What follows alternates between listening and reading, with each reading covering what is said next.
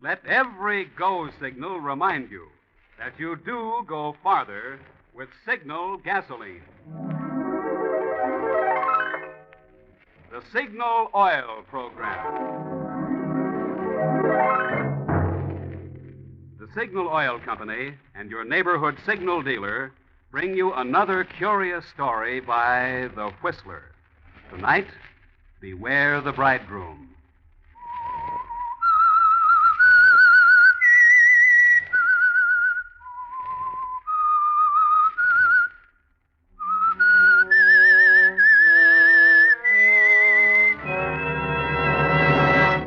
I am the Whistler, and I know many things, for I walk by night.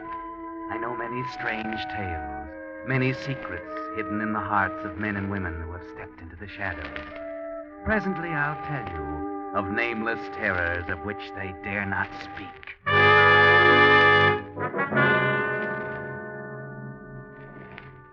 But first, I think you'll be interested in a letter from Captain Joseph E. Boland, who writes, "This is to express to Signal Oil Company my gratitude and that of literally thousands of men for the abundant supply of salvo games.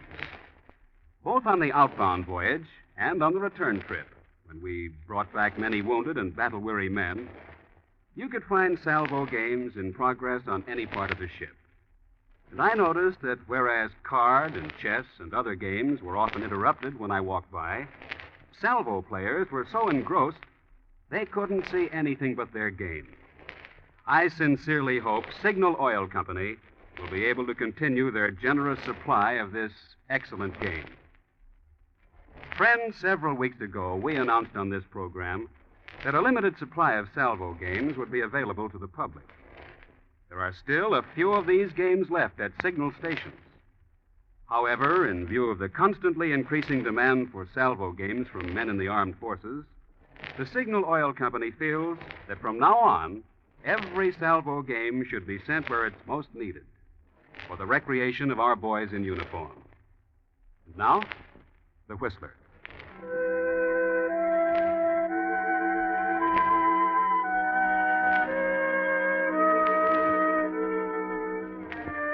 The lights are low, the music is soft. It's the Cameo Bar, one of those dimly lit bistros in New York where people come to drink and be happy, where others come to drink and be sad. Over there in the corner at the bar, John Lane and Biff Allen are sitting. They're morose. New York hasn't been so kind. New York hasn't even noticed. They're on their uppers, and they don't at all like the prospect. Well, Biff, drink up. I'm in no hurry. This is probably my last drink in a long time. I can't afford any more. Where do we go from here? Johnny, I was just going to ask you the same thing. Oh, what's the new racket going to be? I'm fresh out. Life is sad. It's lousy. We had to come to New York. Yeah. Bigger pickings, you said. Bigger suckers. All right, I was wrong. You were 100% wrong. Yes. Money is the root of all evil. Oh, that's wrong, Biff. The love of money. All right. Sport your college education. You know when I feel good? When I'm in the bucks. Life's no good when you're broke. Whoever said money isn't everything didn't know what they were talking about. It's everything all right with me. I'm going back home. You off your nut? Starving's no fun. Another drink, boys? Oh, sure, the same. You bet. Cold out, ain't it? Yeah, and getting colder every minute. The hometown's cooled off by now. It's after elections. I'm afraid we're remembered. Well, here you are, boys. Oh, why don't you look what you're doing? Well, gee, sorry, fella. Oh, you're sorry. That's going to help my suit, ain't it? The clumsy, ignorant. He said he was sorry, Johnny. Yeah, I said I was Oh, sorry. don't bother. Well, I'll fill your glasses up again. Oh, gee. Thanks. I said I was sorry. Johnny, you want to watch that Oh, temper. I'm It was sorry. an accident. Yes, I know. Anyhow, we have to think of something. Nothing new under the sun. Shakespeare said that? Could be. You know, Johnny, I've been sitting here looking into this glass of scotch. What do you see? The reflection of my right eye. Yeah. It's bloodshot. Oh, I'm trying to think. Look at the reflection of your right eye. It's more soothing. I could spit in my right eye. I'm that sore. No future in it. No, I'm going back home. I miss my old lady.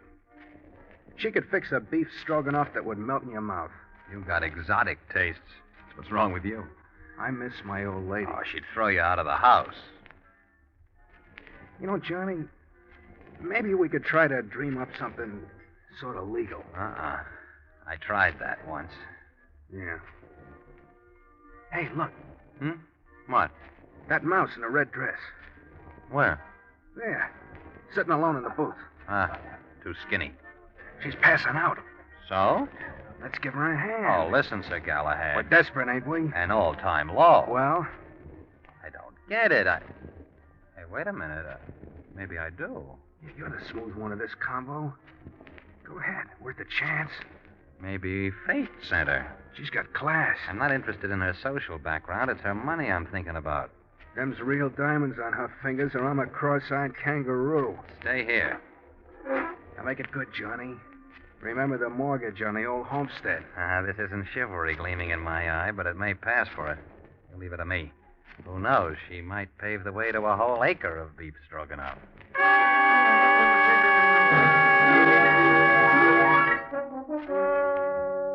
And so John Allen goes over to the booth and speaks to the little mouse in the red dress. Presently, they leave the Cameo bar, the girl leaning heavily on John's arm, and hail a taxi. And as it drives off, John gets a chance to eye those diamonds at close range. They're real, all right, and you've fallen to something good here, John. Where am I? What happened? You're in a taxi, Miss Warren. I'm seeing you home. You were a pretty sick girl back in that bar. How do you know my name? Who are you? I looked in your purse, hoping I might find a clue to your address. I not only found a clue, I found the whole works right on this card. Miss Julie Warren, Park Plaza Hotel, New York City. You are Miss Warren, aren't you? It was very kind of you. I wasn't sick. I mean, not the way you think. I had only one drink. Sometimes it takes only one. No, I haven't been feeling very well. I had no business being there. Probably nobody on the joint has any business being there. We're almost to the hotel, aren't we? Yes. By the way, my name is Lane, John Lane. How do you do? Another, by the way, I helped myself to a small portion of the contents of your purse to defray the expenses of this transportation. I hope you don't mind. Not at all. With careless stupidity, I left my wallet at home. It's all right. You know, you shouldn't carry so much money around with you. Dangerous? Oh, haven't you heard? There are thieves abroad in the night. Are you a thief? Oh, do I look like a highwayman? Highwaymen rarely do. Oh, my head. Look, you'd better lie back. Relax. You'd better take your hand off my arm. Well, I just wanted you to be comfortable. I'm sorry. You have done me a real favor, haven't you? I thought so. I have to be careful. A millionaire, huh? Several times over. Must be convenient. The opposite. Why? My grandfather, Josiah T. Warren, made several dozen fortunes by dreaming up a new kind of soap. When he died, he left $20 million to me. So, naturally, you have to be careful. Everyone is after my money. Oh, why attribute base motives to everyone? Look at me. My money hasn't made me glamorous or beautiful. I'm a plain Jane, and I know it. So, when anyone acts interested, I naturally attribute it to the money. Oh, you've got a complex. You aren't that bad. Thanks for being gallant. Here's the Park Plaza. Yes. Thank you. May I see you again? Why? Suspicious? As always. I'd like to snap you out of that complex, poor little rich girl. Think you're up to the job? I'm a bundle of neuroses. My middle name is Freud. Mine is cautious. You know, there might be a common meeting ground for the two somewhere along the line. Well. Friday night? All right. Sure. As they say in the confession magazines, it's a date.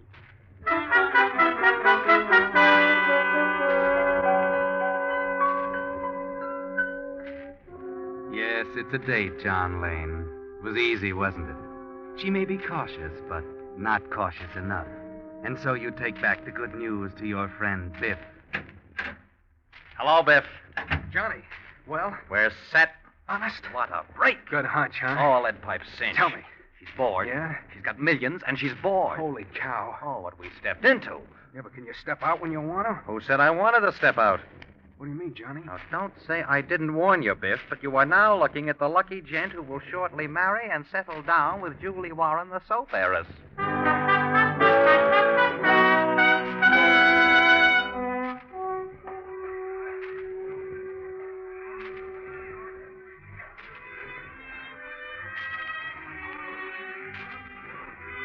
Enjoying yourself, Julie? Uh-huh. My favorite orchestra. Oh, you dance beautifully, Johnny. You're my favorite partner. Oh, I'll bet you say that to all your partners. Happy? Very happy. Let's never stop dancing, shall we? Whatever you say.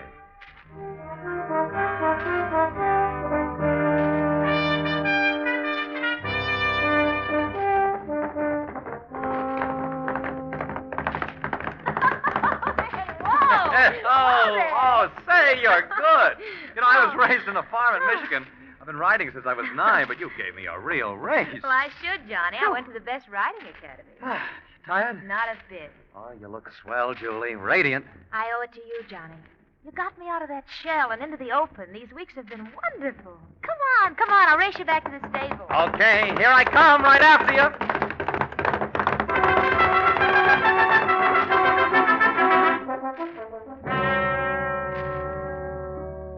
And so the campaign continues. Dining, dancing, horseback riding, the theater, the races, the works. And it's a success. Julie Warren and John Lane sneak off quietly to Connecticut one day and are married. Off to Bermuda for a honeymoon, a blissful idyll, and then return. Make it look good, Johnny. Darling, now we're back. I can't just sit around being a rich woman's husband. Why not, dear? Well, I just couldn't. You get bored? Might. Yes, you might. Then you won't mind, dear? Of course not, Johnny. Oh, good. I want you to be happy, and if you have to be busy to be happy, of course. Oh, I'm glad you agree with me, sweet. Kiss me. Yes, sir. A pleasure.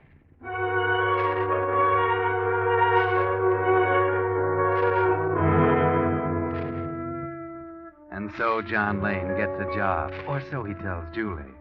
So he's not around in the daytime. But by night, there's the theater and parties, weekend yachting excursions, plane trips. Nothing too expensive or too grand. Life is easy. Life is charming and without care.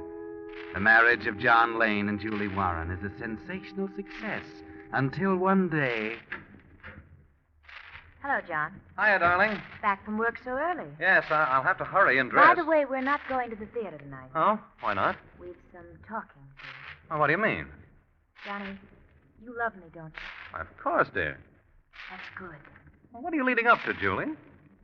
Sit down, won't you? Yeah, sure. I've something to tell you. So I gathered. Comfortable? Quite. Don't stall. I'm broke. What about the soap? A lie? And the soap millions? Sheer fabrication. No. Yes. Surprised? Julie. I can see you're surprised. But the setup, your clothes, your jewels. Tentative, ephemeral, and adamant. You fooled me. You don't really mind, do you, Johnny? I love you, Why darling. did you do it? Why? And how did you do it? I grew up in Red Wing, Minnesota. Go on. Have you ever been to Red Wing, Minnesota? No. I wanted to get away. I was an orphan. When I was 12, an old woman adopted me. She wanted a maid, cheap. You? Yes. The millions, the clothes, your rings. I'm coming to that. This old woman tried to be nice, but she didn't quite know how to be. She let me go to night school and brush up on my grammar and things like that. Last year, she died. She left me $10,000. I've never been very popular, Johnny. I had a very exciting life, and I wanted romance and excitement and glamour. The husband. So I sunk the whole $10,000 in clothes and jewels. This apartment. And you married me. Everything came true. Johnny, I love you. I love you terribly. I know this is probably something of a shock that I should practice such a deception, but, well, I didn't want to go on fooling you anymore. Anyhow, I can't afford to. The rent's overdue now. What are we going to do? Do? Yes, Johnny. what? I haven't a cent. But your job. Haven't any. But you said I've been that going you to the races on the money you gave me.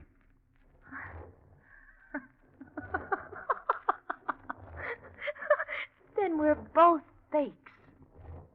10 carat. Ah, it's a laugh, isn't it? Yes. Yes, isn't it?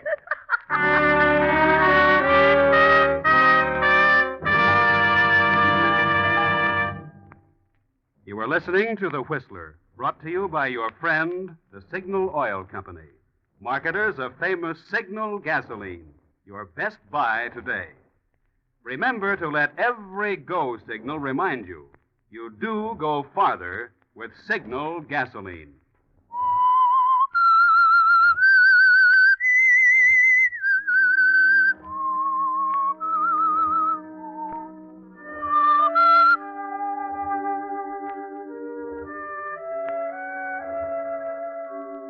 Well, this is quite a surprise, isn't it, John?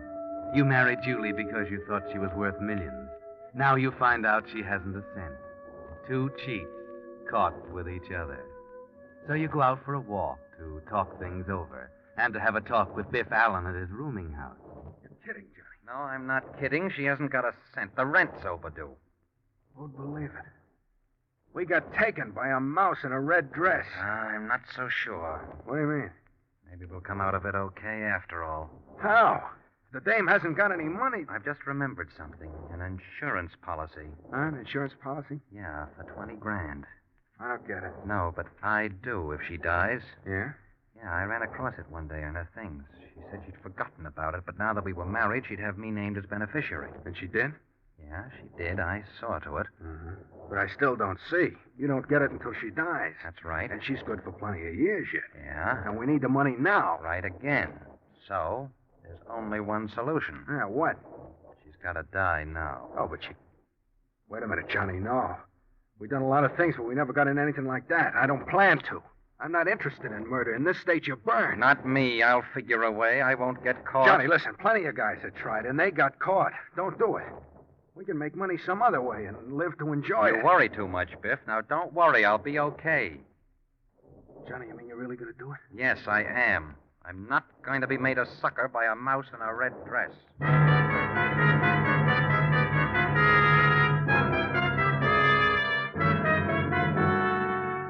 Well, Johnny, you're going to take the chance, are you? The big chance? Think you can get away with it, do you? Well, plan it carefully. Figure the whole thing out as you walk back to the hotel. Get up your nerve as you slip in the back door and sneak up the stairs. Now, into the apartment and get it over with as fast as possible. Johnny? Johnny, is that you? Oh, I was so worried about you. Where'd you go? Johnny? What's the matter? Why are you looking at me like that? Johnny, stop it. Johnny? What are you going to do? Johnny? Stop. John, stop it!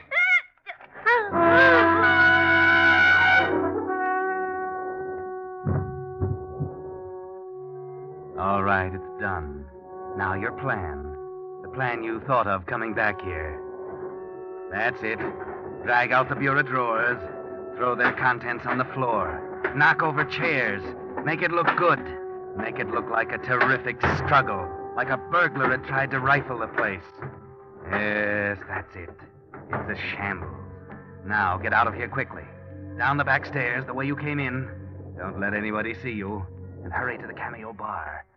Biff's not there as you thought he'd be, but the bartender is, and he's the one you want anyway. Hello there, Mr. Lane. What's it going to be? Same as the last one. Last one?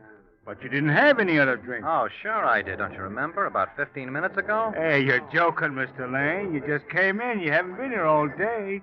Mr. Allen was here, but he got a phone call and left about 15 minutes ago. Oh, now, Joe, you could be mistaken about that, couldn't you? Maybe you just didn't see me come in. Maybe you just didn't notice me sitting back there in the back booth. Yeah, but I would have... Now, look, maybe this will help you to remember that I've been here for 2 hours. All afternoon, almost. Hey, that's $100 bill. Yeah. But, You could use 100, couldn't you? Yeah, sure. Okay, it's yours. Go on, take it. That's right. Now, Joe, I'll have another one, just like the last one. Yeah, sure, Mr. Lane. Scotch and water. Coming up.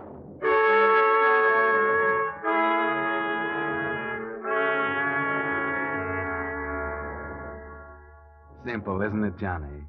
Your alibi is all established. Joe's like anybody else. He'll keep his mouth shut for $100. Now all you have to do is go back to the hotel, taking your time. Stop at the desk for your key, ride up in the elevator and chat with the operator. Go into the apartment, find the body, and yell for help. Simple, isn't it? But it's even simpler when you get there, because the elevator boy has news for you. There's something doing up on your floor, Mr. Lane. Something doing? What? I don't know, but there are cops up there.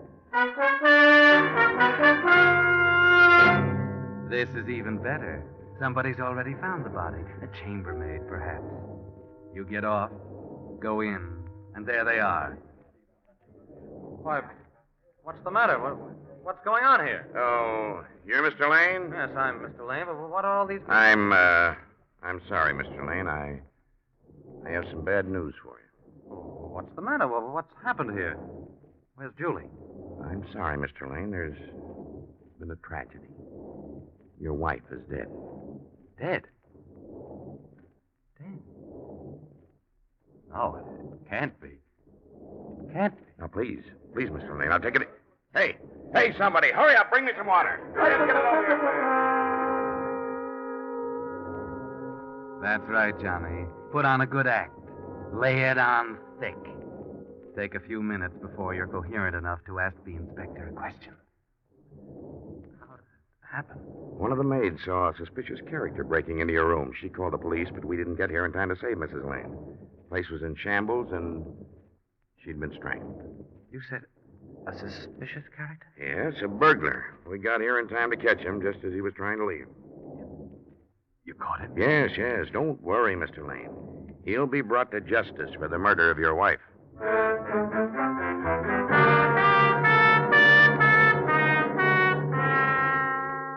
Now, what can this mean, John? This is really an unexpected twist. But it makes everything even simpler. There's nothing to it now. But they want you to go down and take a look at the man they caught, and so you do. You'd want to anyway. You're curious to see the man you're sending to the electric chair, only you're not quite prepared for the shock. Here he is, Mr. Lane. Biff Allen, he's called. He swears he didn't kill your wife, but he won't say much else except that he wanted to see you. I don't know why. Yeah, I wanted to see him because I figure he'll have something to say.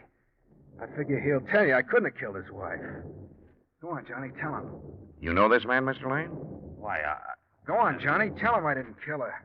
I never saw him before in my life. Johnny! You wouldn't do that to me. I don't know what you're talking about. I don't know you. Okay, if that's the way you're going to work it. Inspector, he knows me all right. Only this afternoon he come to my rooming house. My landlady will testify to that. And he told me he was going to murder his wife. That's fantastic. He's making up a fantastic story to try to worm out of it. You know he did it. You caught him there. I went there to try to stop you from doing it, but I was too late. Mr. Lane, where were you about 3 this afternoon? Oh, you don't believe this man, surely. I'm not sure, Mr. Lane. You see, that's one thing that puzzled us. The coroner says your wife died about 3 o'clock. We didn't catch this man until almost 4. Why should he have stayed so long? I was at a bar all afternoon. The bartender will testify to that. I'm sure he will. Okay, we'll see. Come along.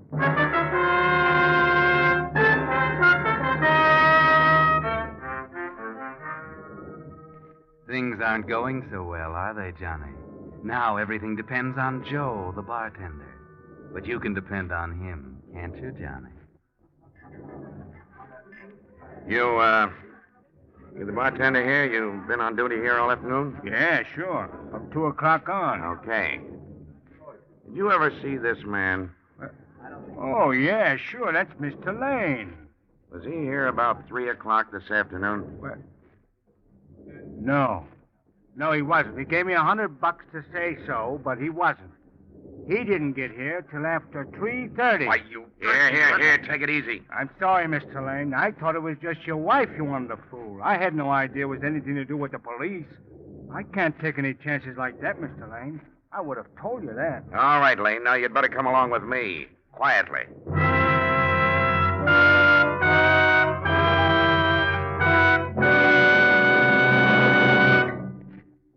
The Whistler will return in just a moment with a strange ending of tonight's story. Meantime, here's a typical American success story. The story of Hal Halverson, who opened a small signal station in East Long Beach, California, 10 years ago. For Hal, this wasn't just another job. As with all signal dealers, scientific lubrication of motor cars was his permanent business. And he kept doing that job so conscientiously that today, Hal Halverson's signal station has doubled in size, and it takes 3 assistants to serve the customers who come back year after year. One of the things they particularly like is that they can call Hal at home anytime they need help. For instance, recently a Long Beach customer called that his car was stalled. He thought it was out of gas. When Hal took out some gas, he found the trouble was really a clogged gas line, and the customer was soon on his way again. Well, that, friends, is typical of the kind of service we have in mind when we say you're doing your car a real favor when you get acquainted with your neighborhood signal dealer. He's not only a trained expert in lubrication, but because that's his permanent business, your signal dealer is conscientiously interested as you are, in helping your car go farther. And now, back to the Whistler.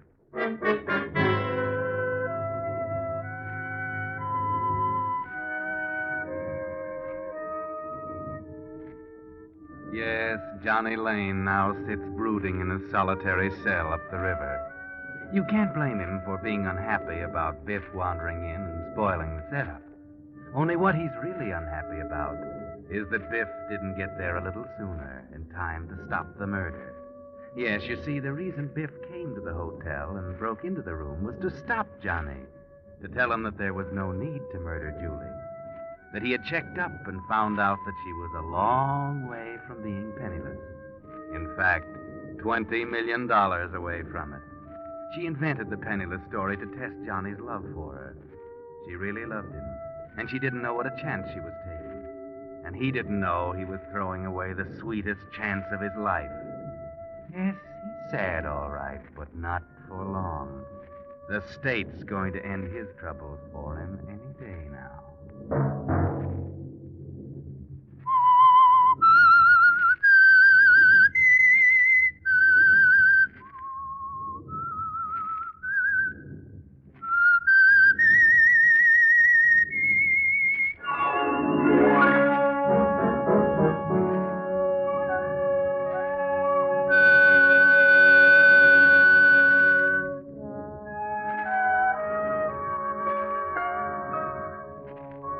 Next Monday at 9 o'clock, the Signal Oil program will bring you another strange tale by the Whistler. The Signal Oil program is broadcast for your entertainment by the Signal Oil Company, marketers of Signal's famous Go Farther gasoline and motor oil, and by your neighborhood Signal Oil dealer, who is at your service daily to keep your car running for the duration. The Signal Oil program, directed by George W. Allen, with story by Victor Kushner and music by Wilbur Hatch, is transmitted to our troops overseas by the Armed Forces Radio Service.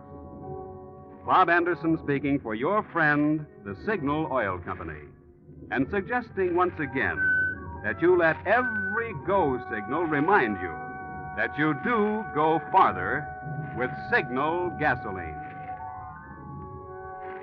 This is CBS, the Columbia Broadcasting System.